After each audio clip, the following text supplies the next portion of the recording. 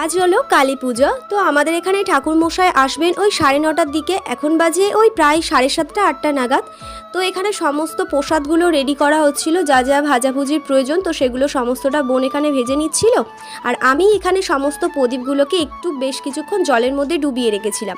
জল থেকে তুলে বেশ কিছুক্ষণ রেখে দিয়েছিলাম, শুকিয়ে যাবার পরে এখন আমি পোলতে বানিয়ে নিয়েছি। সমস্ত প্রদীপে দেখো পোলতেগুলো দেওয়া হয়ে গেছে। এবার চলো তোমাদেরকে দেখিয়ে দিই কী কী আজকের ভোগ রান্না হয়েছে। এখানে সুজি, ওখানে 5 রকমের ভাজা, নারকেল নাড়ু হয়েছে। আর সন্ধেবেলাতে আমাদের বাড়িতে এই যে আড়িয়ে বসিয়ে তাতে ধান দিয়ে ঠাকুরমশাই এসে পুজো করে যান আর কি।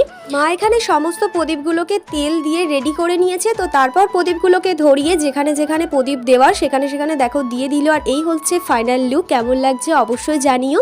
চুনি বাল্বগুলো কেন এত ভালোভাবে জ্বলছে না বুঝতে পারছি না, আগের বছর নিয়ে আসা হয়েছে। আমি এখন বসেছি বাজি পোড়াতে। যে বাজিগুলো কিনে নিয়ে এসেছি তার মধ্যে থেকে আজকের অর্ধেক বাজি